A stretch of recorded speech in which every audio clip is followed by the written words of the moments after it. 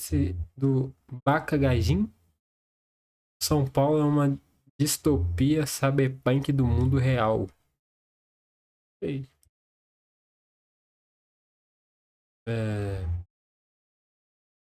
Vai que escreve no canal do mano aí. São Paulo. Eu tenho vontade. Eu nunca fui em São Paulo, eu tenho vontade de ir lá, mano. Conhecer, tá ligado?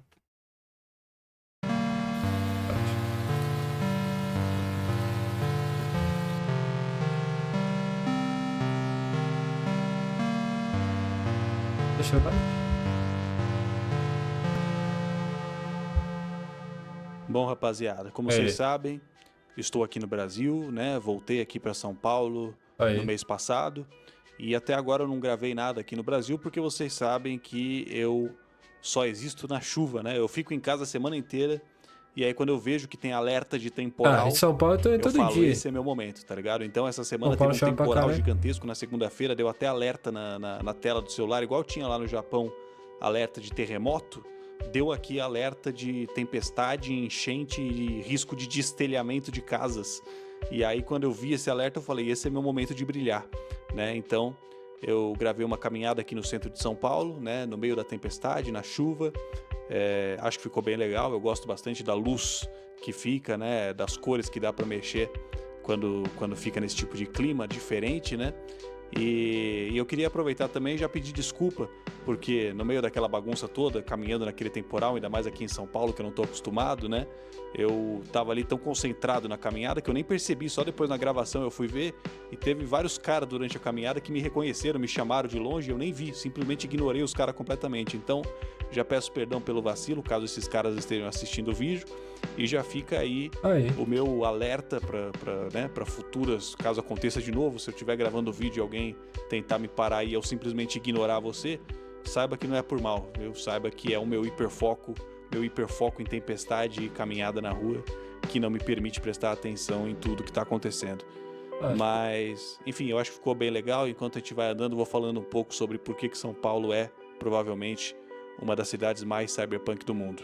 Vamos lá. Caralho. Olha a chuva, mano. Bom, isso é uma coisa que eu já vi muita gente falando. Eu acho que eu mesmo já cheguei a falar isso alguma vez.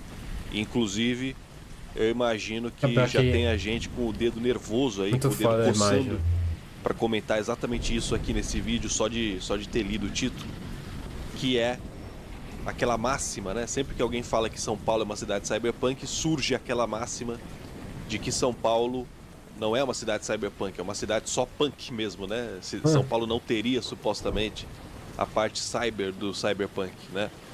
E isso acontece principalmente por conta da estética dos filmes, dos desenhos, dos jogos, né? Que mostram aquelas cidades cheias de telões, cheias de neon, cheio de arranha-céu, aquelas cidades todas tecnológicas, né? Que acabam lembrando muito as grandes cidades da Ásia ou a Times Square mesmo de Nova York. E São Paulo realmente não tem essa estética, né? Tanto por uma questão cultural mesmo, como também por conta da Lei Cidade Limpa que tem aqui desde 2007, que proíbe, né, esse tipo de publicidade excessiva aí e tudo mais, né? Mas eu sinto realmente, né, que nos últimos anos o cyberpunk ele veio passando por esse processo de despolitização, tá ligado? Tem muitas obras genéricas hoje em dia, né, que se autodenominam como sendo cyberpunk só porque a história acontece em alguma cidade cheia de neon, tá ligado? Então, eu acho que é comum que as pessoas venham entendendo o cyberpunk ou associando. Mano, eu não acho São Paulo. Sempre falo isso, São Paulo não é São Paulo bonito, tá ligado? Tá ligado? Não é... Mano, São Paulo é. Mano, é sem graça, velho. Eu prefiro morar em BH. Prefiro BH 1000 vezes. Sem bravo. BH é foda. Ó, o São Paulo é muito grande, tá ligado? Muito... Acho mais bonito, velho. Montanha, tem umas montanhas assim, tá ligado? Mais foda, hein? São Paulo, eu acho São Paulo sem graça, velho. associando o cyberpunk só com a estética mesmo, né? Como Eu se fosse só uma respeito estética quem vazia.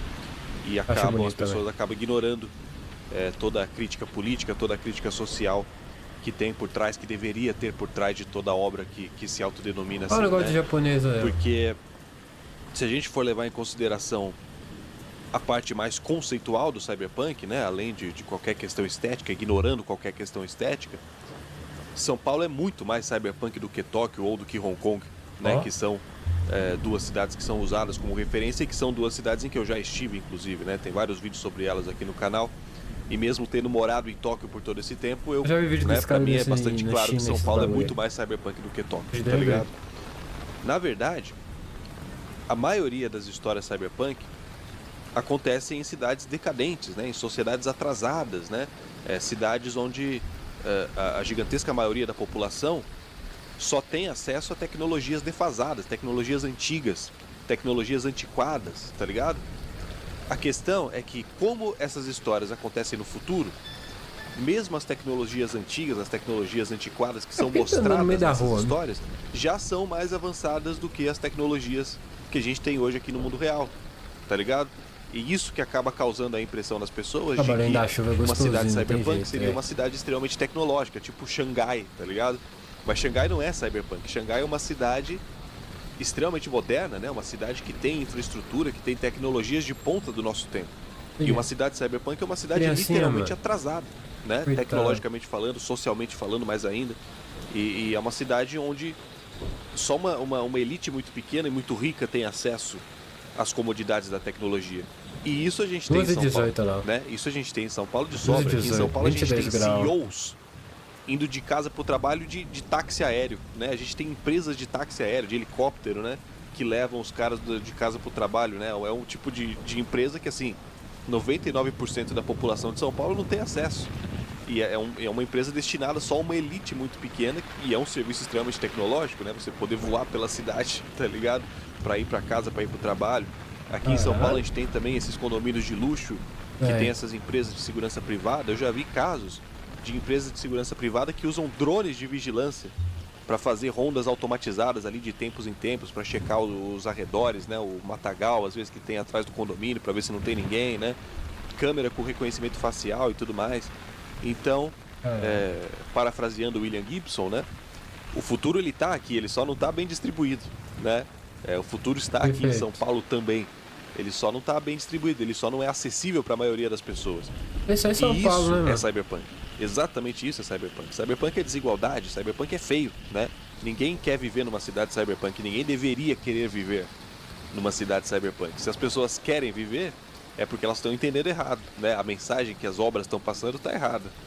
E eu acho que parte dessa romantização que a gente tem hoje em dia vem justamente da despolitização do gênero, né? Quando você tira a crítica, acaba sobrando só a estética, né? E aí fica essa impressão, como se Tóquio, como se Xangai, que são cidades extremamente desenvolvidas, que têm qualidade de vida muito boas, fossem cidades cyberpunk, quando na verdade São Paulo sim é muito mais, tá ligado? Inclusive, é interessante isso porque muitas dessas histórias, a maioria delas provavelmente, que nem o Blade Runner mesmo, Neuromancer, o próprio 2077, né? Essas histórias elas se passam em cidades americanas, cidades nos Estados Unidos. Algumas delas são fictícias, algumas delas são cidades reais, né? Mas são sempre nos Estados Unidos. Só que vale a pena lembrar, isso é uma coisa que eu já falei aqui diversas vezes, que todos esses universos eles foram criados nos anos 70 e 80, que era quando o Japão vinha passando pelo milagre econômico, né? E naquela época os economistas diziam, muito ingenuamente, diga-se de passagem, né? Que em Então, breve mal o de Japão história. ultrapassaria os Estados Unidos e se tornaria a maior nação do mundo. Então, olha só, né? Os Estados Unidos, Vixe. dentro do contexto ficcional dessas Olha, histórias, os Estados Unidos não é mais o centro do mundo. Os Estados Unidos não é mais o império dominante. Ele é um país de capitalismo dependente, é um país dominado pelas corporações japonesas. Na verdade, parte da crítica do cyberpunk é demonstrar exatamente isso, né? É mostrar como seria para os Estados Unidos provar o próprio veneno. Olha o busão. Porque no mundo real, Sanfona. né, as corporações americanas estão aí espalhadas pelo mundo todo, né? Extraindo riqueza Sanfona. de países menos desenvolvidos, né? E o consumismo pouco eu não vejo americano é sustentado com busão base nessa sanfona aqui, exploração. viu? de países menos desenvolvidos por parte das corporações americanas. Então essas histórias, elas mostram como seria se o Japão tivesse feito a mesma coisa com os Estados Unidos, né? Se os Estados Unidos tivesse sido colonizado culturalmente por meio das corporações japonesas instaladas lá, né? É algo que não aconteceu. Os Estados Unidos se manteve até hoje a hegemonia global, né? A maior economia do mundo até hoje. Pô, esse aqui podia ter aqui, mas esse patinete aqui não tem muito assim, não. O patinete é doido demais, mano.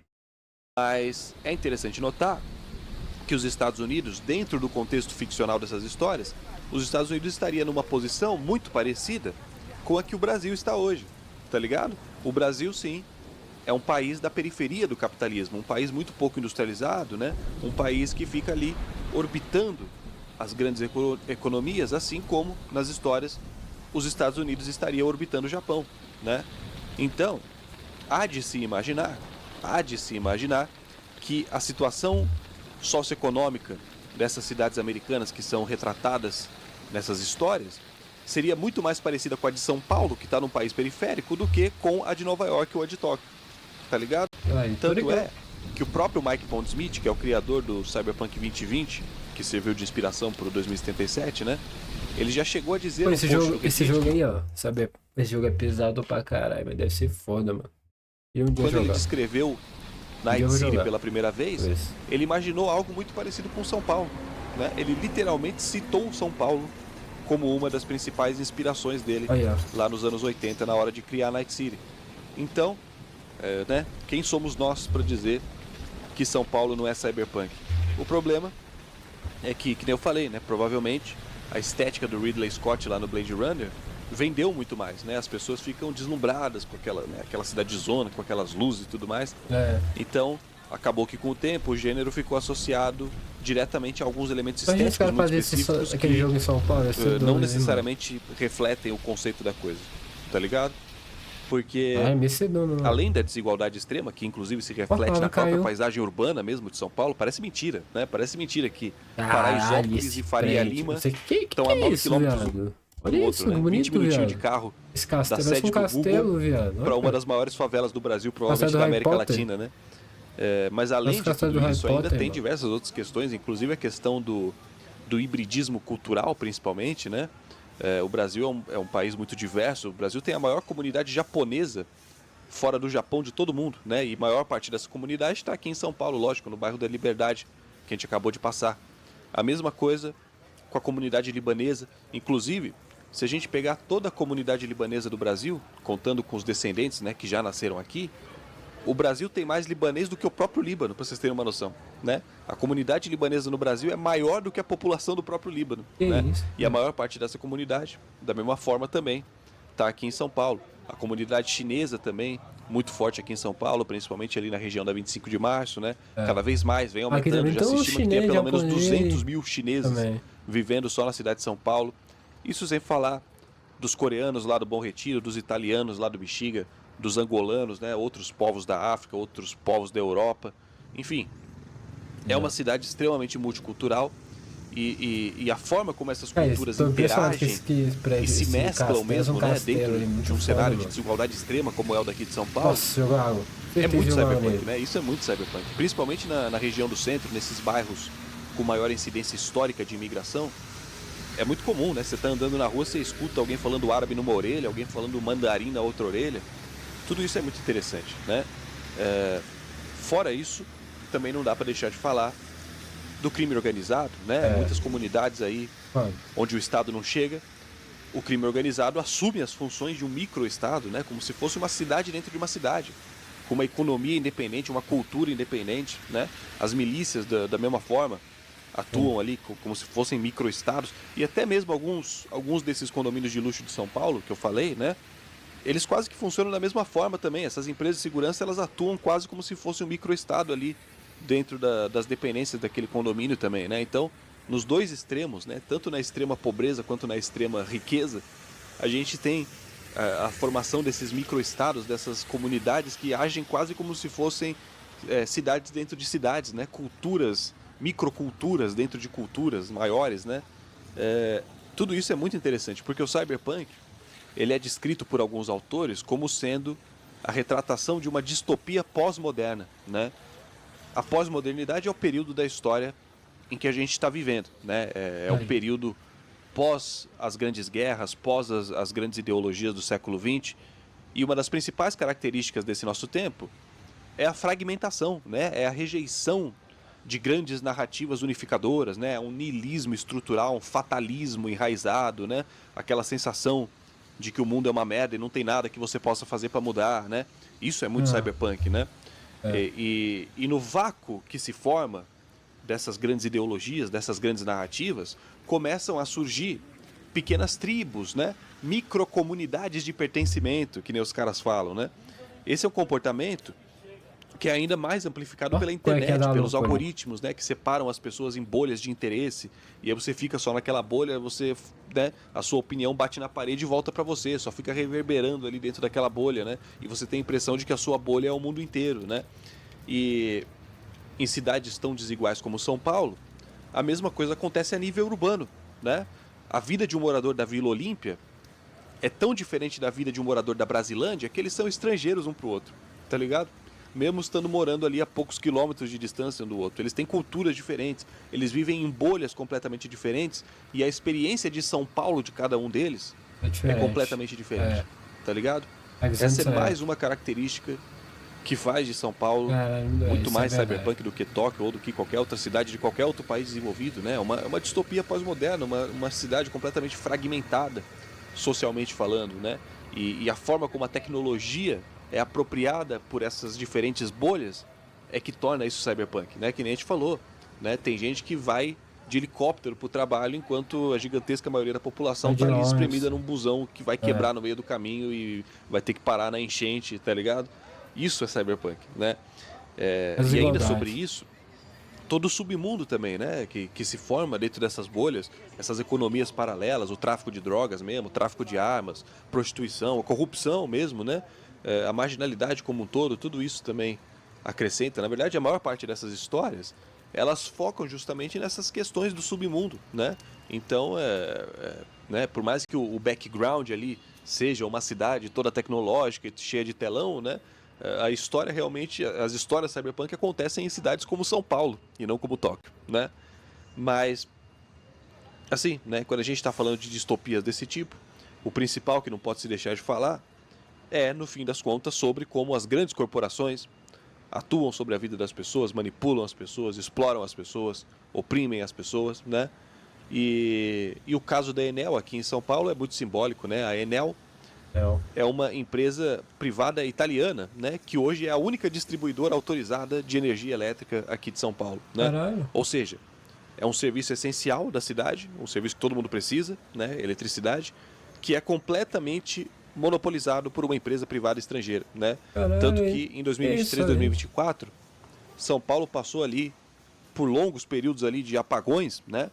E a empresa não foi responsabilizada direito, porque, né, afinal de contas, ela é a única que presta esse serviço por aqui, então ela não precisa se preocupar tanto assim com a qualidade do serviço, né? Porque ela não tem concorrência, ela não tem com o que se preocupar, né? E teve um outro caso que me chamou muita atenção logo que eu voltei aqui pro Brasil, agora mês passado, que foi o caso dos ônibus de São Paulo que estão sendo apedrejados nas ruas. Eu não sei se vocês viram isso. Esse é um problema que está acontecendo ainda agora. Parece que até julho desse ano já tinham sido mais de 800 ônibus apedrejados na rua. Eu vi essa e o pessoal que pega busão aqui de São Paulo tá com medo, tá ligado? Eu vi o pessoal sentado na janela protegendo a cabeça com a mochila, com medo de ser atingido com uma pedra, né? Quando o ônibus não tá tão lotado, o pessoal tá até evitando sentar perto da janela para não ser atingido por pedra, para vocês terem uma noção. E aí, eu vi uma reportagem na TV que tinham acabado de prender um morador de rua que tinha sido flagrado tacando uma pedra na janela de um ônibus. Aí perguntaram para ele por que ele tinha feito isso, ele disse que não sabia exatamente o motivo, ele só disse que um cara tinha pagado R$7 para ele tacar pedra em um modelo de ônibus específico toda vez que ele passasse. R$7, já.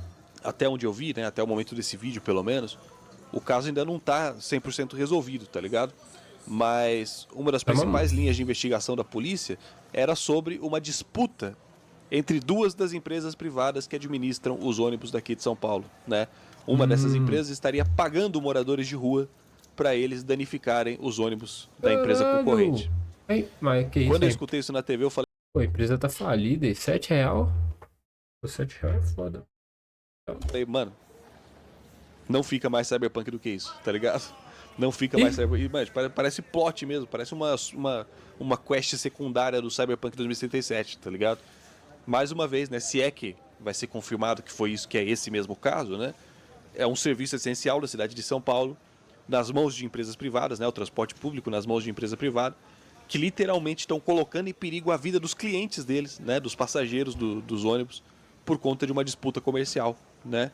E não só isso, mas ainda por cima, uma empresa privada se aproveitando ali da desigualdade, se aproveitando da miséria do povo, pagando esmolas ali para moradores de rua cometerem crime no nome Que dessas loucura, hein? empresas, né? É isso, né? Cyberpunk é exatamente isso. São as pessoas, o povo tendo que se virar para conseguir sobreviver, mesmo que seja na ilegalidade, na marginalidade. E, lógico, né, as grandes empresas se aproveitando dessa vulnerabilidade para poder, enfim, conduzir ali os negócios deles, lucrar cada vez mais, se aproveitando da miséria do povo, tá ligado? Usando esse povo muitas vezes como bode expiatório. Enfim, por essas e outras é que São Paulo é sim uma distopia cyberpunk do mundo real, muito mais do que qualquer cidade japonesa, do que qualquer cidade chinesa ou americana jamais poderia ser. Se bem que os Estados Unidos também já não está tão longe assim, né? Mas é isso. Espero que vocês tenham gostado. Cara, Desculpa aí qualquer coisa. aulas. Espero que vocês tenham gostado da chuva do Anotou, né? temporal. Ela deu E aula aqui de é história. nóis, mano. Beijos. Valeu, pai. Cara, que vídeo foda do mano, hein? Paca gajinho já. Gajinha. Ah. Deixa o like no vídeo.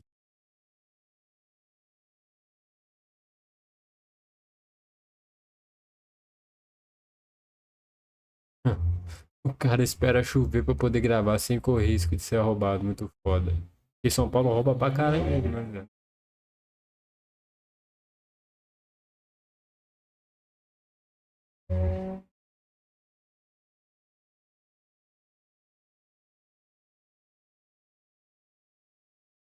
Foda, mano.